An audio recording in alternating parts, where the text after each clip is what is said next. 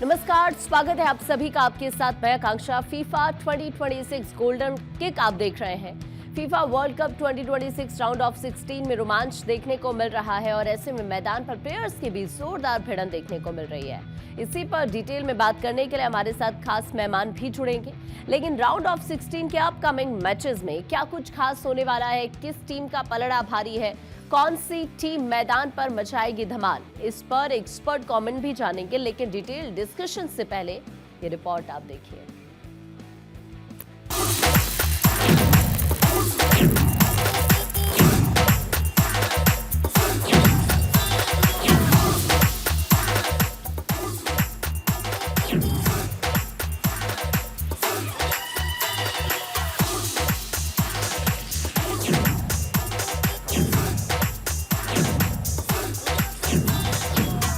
FIFA world cup 2026 round of 16 में रोमांच देखने को मिल रहा है। ऐसे में मैदान पर प्लेयर्स के बीच जोरदार भिड़ंत देखने को मिल रही है। राउंड ऑफ 16 का पहला मुकाबला कनाडा और मोरक्को के बीच ह्यूस्टन स्टेडियम में खेला गया।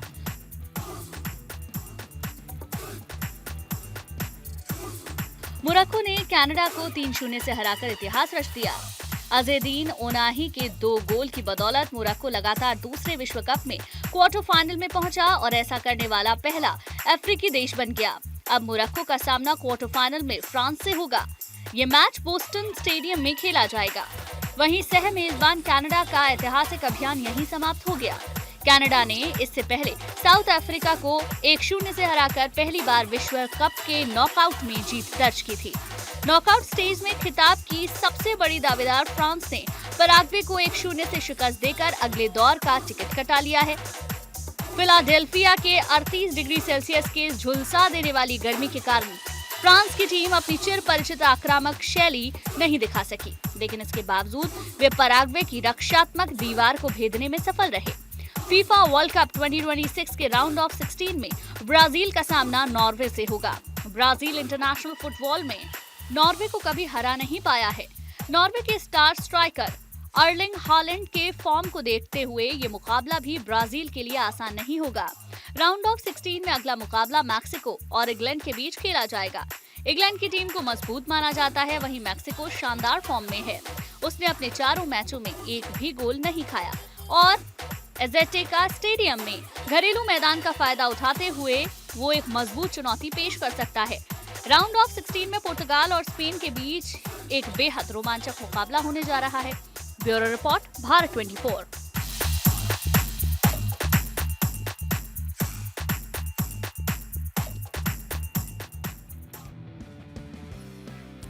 और इस वक्त हमारे साथ एक खास मेहमान जुड़ने जा रहे हैं। सुजय जॉन, स्पोर्ट्स एक्सपर्ट, इस वक्त हमारे साथ जुड़ चुके हैं। बहुत स्वागत करती हूँ सर आपका। डिस्कशन की शुरुआत हम करेंगे, लेकिन उससे पहले अगर हम इस मुकाबले की बात करें जिसमें कनाडा और मोरक्को की जब बात करते हैं तो देखिए, अज़ेदीन ओनाही ने 2 गोल किए, मोरक्को को विश्व कप के राउंड ऑफ 16 में कनाडा पर 3-0 से जीत दिलाई, जिससे मोरक्को क्वार्टर फाइनल में 1 से ज्यादा बार पहुंचने वाला पहला अफ्रीकी देश बन गया है। अब लगातार मोरक्को दूसरी बार क्वार्टर फाइनल में पहुंचा है। इससे पहले 2022 में सेमीफाइनल में पहुंचने वाली पहली अफ्रीकी टीम बन गई थी। दोनों टीमों में से कोई भी गोल करने में सक्षम नहीं था, जबकि ओनाही ने अशरफ हकीमी से मिली फ्री किक का फायदा उठाते हुए बॉक्स के बाहर से दाहिने पैर से शानदार शॉट लगाया और गेंद निचले दाहिने कोने पर जा लगी, जिससे मोरक्को 50वें मिनट में 1-0 से आगे यहां पर जरूर होते हुए नजर आई। तो इस तरह से ये पूरा का पूरा मुकाबला यहां पर रहा। अब इसी पर हम चर्चा करते हैं। लगातार हमारे साथ स्पोर्ट एक्सपर्ट जुड़े हुए हैं। सर, आपका रुख करते हुए अगर इस पूरे मुकाबले की बात करूं, कनाडा वर्सेस मोरक्को, क्या पहले हाफ के मौके ना भुना पाना कनाडा की हार का सबसे बड़ा रीजन रहा? क्या लगता है आपको? जी देखिए, जहां तक कनाडा की बात है, वो 4 डिफेंस लेके इस टूर्नामेंट में उतरे थे, इस मैच में उतरे थे। वो शुरू में बताता है कि 4 डिफेंडर और 4 मिडफील्डर को रख के उनका सबसे बड़ा एम ये था कि वो सामने वाली टीम को खेलने देना चाहते थे, और ये सबसे बड़ी गलती थी कि दे वांटेड टू डिफेंड। उनकी ये थी कि सामने वाली टीम अटैकिंग टीम है, जुझारू टीम है, तो की जो पेनिट्रेटिंग रन हैं उनको बंद करें। और ये ही है जो प्रॉब्ली मिस्टेक थी कनाडा के प्रिपरेशन के अंदर। अगर आप मोरक्को की बात करें, देखिए 4 डिफेंडर्स तो उनके हैं, मगर वो खेल रहे थे 4-2-3-1 के फॉर्मेशन से, जहां पर साई बारी जो इस टूर्नामेंट के सबसे बेस्ट डिस्कवरी रहे हैं, युवा खिलाड़ी हैं, उनका जो प्रदर्शन है ओनाही के साथ, उनकी कॉम्बिनेशन बहुत अच्छी है। डियाज भी हैं जो राइट विंगर खेलते हैं, वो जो पहनापन लाते हैं बहुत ही बढ़िया है। आयोनी भी हैं जो डिफेंसिव मिडफील्ड है गुनादी के साथ, ये सबके सब जब पेनल्टी एरिया और अटैकिंग थर्ड के अंदर घुस जाते हैं तो उनको रोकना मुश्किल तो होता है, और कनाडा ने शायद काफी हद तक ये किया था। मगर जब गोल्स आते हैं और जो बेहतरीन परफॉर्मेंस थी ओनाही का, जो ब्रेस मारा उन्होंने 50th मिनट और 82nd मिनट, वो काबिले तारीफ था। और सबसे बड़ी बात है, 2 गोल की लीड के बाद भी मोरक्को ने थमना नहीं सोचा, वो अटैक करते रहे। और रहीमी एक्स्ट्रा टाइम के 8वें मिनट में, एडेड टाइम के 8वें मिनट में 90+ में 3-0 की बढ़त, राउंड एक बहुत बड़ा स्कोर है।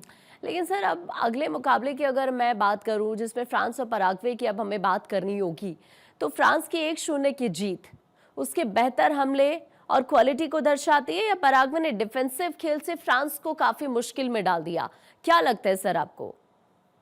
देखिए, जब आपके पास एक मास्टर क्राफ्टमैन है, एम्बापे वो हैं जिसको रोकना शायद नामुमकिन माना जा रहा है। पिछले वर्ल्ड कप में उन्होंने कल दिखाया था कि फाइनल के अंदर अकेले वो एक ऐसे खिलाड़ी थे जो हैट्रिक मार रहे थे, और ऐसा लग रहा था एम्बापे वर्सेस अर्जेंटीना। अब पूरे टूर्नामेंट में जब फ्रांस नहीं पेनिट्रेट कर पा रही है, तो इंडिविजुअल ब्रिलियंस है एम्बापे का, जहां पर वो आगे बढ़ के गोल मारने में कामयाब तो होते हैं, मगर उसके साथ साथ पेनल्टी एरिया के अंदर ऑपोजिशन को पूरी टीम इस तरीके से फ्रस्ट्रेट कर देती है कि आप सोच नहीं सकते। देखिए, अटैकिंग थर्ड के अंदर कौन कौन खेल रहा है? एम्बापे है, ओलीसे है, डेम्बेले है, अब बारकोला है। ये ऐसे 4 खिलाड़ी हैं जिनको रोकना इंडिविजुअली तो बहुत ही डिफिकल्ट है, मतलब चारों इकट्ठे हो जाते हैं, उनके पीछे रैबियो और कोने हैं जो अगर माइनस बॉल खेलें तो ऑपोजिशन डिफेंस चाहे जितनी डिफेंसिव और रक्षात्मक शैली अपनाए, जगह ढूंढना उनके लिए मुश्किल नहीं है। ऐसा है जैसे सुई धागे का खेल है, जो धागे का काम है कि सुई की जो छोटी सी आंख है, उतनी छोटी सी आंख वाली जगह भी इनके लिए काफी है, और इन्होंने कर दिखाया, प्रेशर बनाए रखा, पेनल्टी अर्जित की और मारने के लिए तैयार। इस टूर्नामेंट के one of the top players, world top players Mbappe बता रहे हैं कि अगर टीम नहीं खेलेगी तो हमारी कॉम्बिनेशन प्ले आपको इतना रिवर्स कर देगी कि पेनल्टी एरिया और पेनल्टी एरिया के आसपास हम फाउल लेंगे और आपको पनिश करेंगे। लेकिन नॉर्वे और ब्राजील की बात करते हुए सर, अब आपसे इस पर मेरा क्वेश्चन आपसे होगा, आप जो ब्राजील की अगर अटैकिंग डेप्थ की मैं बात करूं, जिसमें विनीसियस जूनियर है, नेमार जूनियर है, राफिना नॉर्वे की, हालैंड काउंटर अटैक को हरा पाएगी, या फिर आपको क्या लगता है कि नॉर्वे का फिजिकल स्टाइल ब्राजील को परेशान कर सकता है? देखिए, सबसे बड़ी बात है कि ब्राजील अपने एक ऐसा रिकॉर्ड कायम करने वाला है कि जितने वर्ल्ड कप जीते गए हैं ब्राजील की टीम के मुकाबले का कोई और टीम नहीं है। और उनके जो कोच हैं, एक मास्टर टैक्टिशियन है जिन्होंने रियल मैड्रिड को जितवाया है, जिन्होंने सबसे बड़ी दिग्गज टीमें जैसे रोमा, एसी मिलान सबको जिताया है। अब उनको ब्राजील बुलवा के एक ऐसे प्लेयर्स को इकट्ठा करना है उन्होंने। देखिए, प्रॉब्लम नहीं है कि ब्राजील अच्छी टीम है या बुरी टीम है, प्रॉब्लम ये था ब्राजील के लिए पिछले 2 संस्करणों में कि वो एकजुट होकर नहीं खेल पाते थे। नेमार को अपना स्टाइल था, विनीसियस जूनियर अब आ गए हैं, वो एंचेलोटी के साथ खेल चुके हैं, तो वो जानते हैं क्लब लेवल में क्या परफॉर्मेंस है। और जब हम बात कर रहे हैं मार्टिनेली की, जो अटैकिंग थर्ड में से ऐसी जगह बना लेते हैं, जो आर्सेनल को उन्होंने चैंपियन बनाया है इंग्लिश प्रीमियर लीग के बाद करीब 21 साल बाद। ये ऐसे प्लेयर हैं जिनको जो बताना बहुत मुश्किल है कि अगला उनका मूव क्या होगा, वो उनके दिमाग में क्या चल रहा है। क्योंकि 5 प्लेयर जो सब्स्टिट्यूट बन के आ रहे हैं वो भी इतने खतरनाक हैं। देखिए रफीनिया हो गया, पीएसजी का कैप्टन है, ब्रिलियंट फॉरवर्ड प्लेयर है, डिफेंसिव। लेकिन अगर सर मैच पेनल्टी शूटआउट तक पहुंच जाता है तो आपको क्या लगता है बेहतर कौन होगा? क्या इस मैच का विनर वर्ल्ड कप में दूर तक जा पाएगा, या फिर अगर ऐसा होगा तो कितनी दूर तक जाता हुआ आपको नजर आता है? मेरे ख्याल से जो ये 16 टीमें हैं जो यहां तक पहुंची हैं वो आगे तक खेल सकती हैं। ऐसा कोई टीम नहीं है जो ये कह सके कि ये कहीं से भी कोई कमजोरी किसी भी टीम के अंदर है। अब देखिए ये जो वर्ल्ड कप है ये एक ऐतिहासिक वर्ल्ड कप है। इतने टीम्स यहां पे पहली बार खेले हैं और नॉर्वे जैसी टीम, देखिए नॉर्वे को कहां रोकोगे आप हालैंड हैं, हालैंड के अलावा और कितने प्लेयर्स हैं जो उनके साथ खेल रहे हैं। अब ओडेगार्ड ले लीजिए जो खेलते हैं, देखिए it is a very different team. आप एक प्लेयर के ऊपर करके नहीं खेल सकते हो। जहां पे आप टेंशन दिया और दूसरे साइड से 1 2 3 प्लेयर घुस के आपको परेशान करेंगे। और परेशान करने का मतलब यह है कि आप जिस प्लान से, जिस रणनीति से ग्राउंड में उतरे हैं वो जरूर हटेगा। कॉम्बिनेशन प्ले तो जरूर होगा, मगर देखिए एक राइवलरी चल रही है हालैंड की और डिफेंडर गैब्रियल की। जो हालैंड है वो मैन सिटी में खेलते हैं, गैब्रियल है आर्सेनल में खेलते हैं, इंग्लिश प्रीमियर लीग के, और जहां पर भी इनके मैचेस हुए हैं दोनों के बीच में इतना टेंशन, इतनी लड़ाइयां हुई हैं कि लोग नहीं जानते कि क्या सोचना चाहिए। मगर श्रेय है, पलड़ा जरूर भारी है हालैंड के लिए, क्योंकि हर बार वो परेशान कर देते हैं गैब्रियल जैसे डिफेंडर को। हर बारी गैब्रियल कार्ड ले लेता है और ये उनका बहुत बड़ा ट्रम्प कार्ड है हालैंड का कि वो आने वाले 2-3 वर्ल्ड कप तक खेलने वाले हैं, तो उनको दिक्कत नहीं है। जैसे मैं इसमें जीतूंगा, आगे भी जीत सकता हूँ। अच्छा तो सर, इंग्लैंड और मैक्सिको की बात भी हमें कर लेनी चाहिए, क्योंकि जो इंग्लैंड की टीम है आधुनिक फुटबॉल के स्टाइल से ज्यादातर अटैक करना पसंद करती है। तो क्या इंग्लैंड का जो स्टार पावर यानी मैक्सिको के होम एडवांटेज पर आपको भारी पड़ता हुआ नजर आता है क्या? क्यों नहीं? देखिए ये अब टूर्नामेंट ग्रेट्स का नहीं है, लेजेंड्स का नहीं है, ये है टोटल फुटबॉल का। और मैक्सिको ने कर दिखाया है कि ग्राउंड में तो हम बढ़िया हैं ही हैं, हमारे में वो पैशन है, वो स्किल है, वो इंटेंसिटी है, वो पर्पस है और वो टैलेंट भी है कि हम बड़े से बड़े टीम को हरा सकते हैं। तो ग्राउंड के बाहर गेम शुरू होता है, जो क्राउड है, जो एज़टेका में ये मैच खेला जाएगा, ये एक ऐसा मैच है कि आप सोच नहीं सकते हो। हरे रंग या पोशाकों की एक बाढ़ उमड़ के आएगी। और बहुत सालों से ओलंपिक्स में भी जब मेक्सिको ने उसको होस्ट किया है, फीफा वर्ल्ड कप पहले होस्ट किया है, वहां पे हर वक्त कहा जाता है द मैक्सिकन वेव।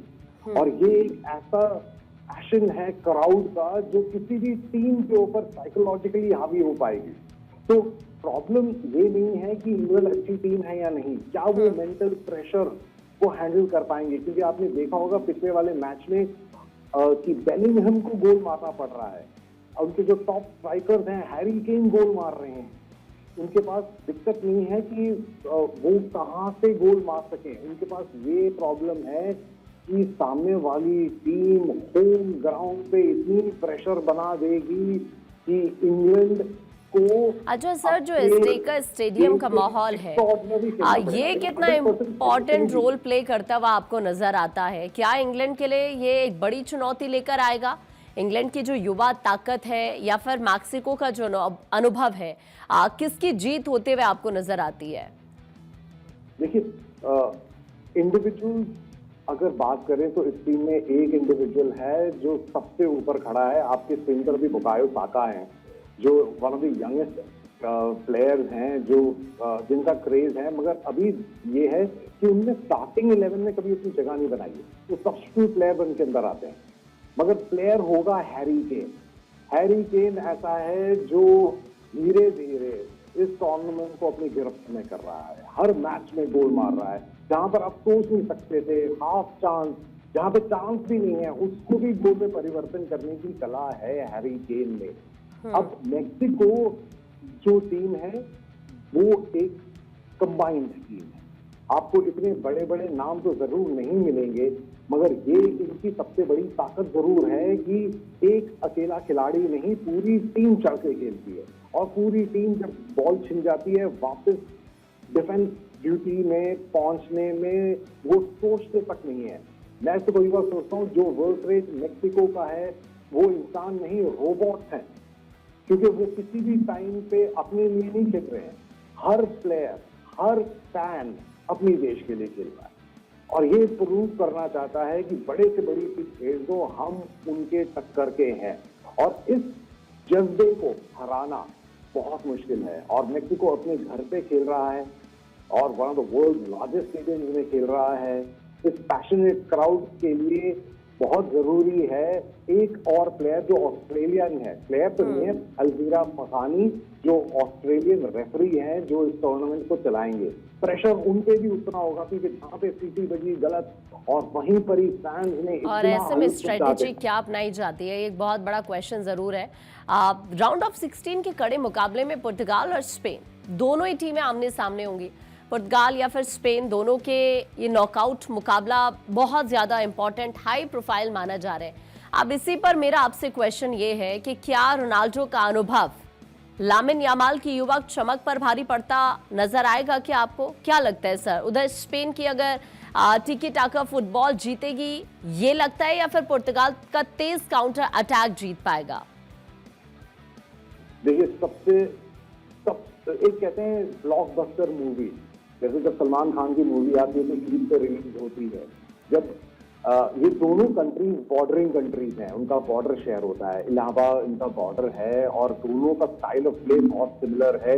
और अगर दिग्गज प्लेयर की अगर हम बात ना करें, लेजेंड प्लेयर की बात करें, यूसेबियो से शुरू कीजिए, आप रूई कॉस्टा की बात कीजिए, आप लुई फिगो की बात कीजिए, रोनाल्डो की बात कीजिए, आप ब्रूनो फर्नांडिस की बात कीजिए।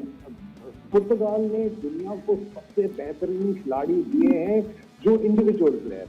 ये पहली बार है जब पुर्तगाल के 11 के 11 प्लेयर ऐसे हैं जो किसी भी टीम को तोड़ सकते हैं। दिक्कत ये थी मार्टिनेज कोच की कि क्या रोनाल्डो टीम के साथ इंटीग्रेट होगा, क्या जब वो टॉप क्लब से हट के सऊदी से खेल रहा है वो पैनापन उसके अंदर है, क्या फॉर्मर वर्ल्ड का बेस्ट खिलाड़ी इस टीम के अंदर एक्सेप्टेड रहेगा, क्या वो अपने लिए खेलेगा, क्या? बिल्कुल सर, बहुत सारे ऐसे क्वेश्चंस हैं जिनका आंसर मिलना अभी बाकी है। खैर सवाल इस वक्त यही है सभी के मन में कि आखिरकार इस बार इतिहास किसका टूटने वाला है। बहुत बहुत शुक्रिया सर आपका हमारे से जुड़ने के लिए और इस पूरे विश्लेषण के लिए। तो देखिए लगातार हम अपडेट्स आप तक पहुंचा रहे हैं फीफा वर्ल्ड कप 2026 से जुड़े हुए हर एक गोल, हर गेम चेंजिंग मोमेंट से तमाम अपडेटेड रहने के लिए आप जुड़े रहिए भारत 24 के साथ। फिलहाल वक्त एक छोटे से ब्रेक का।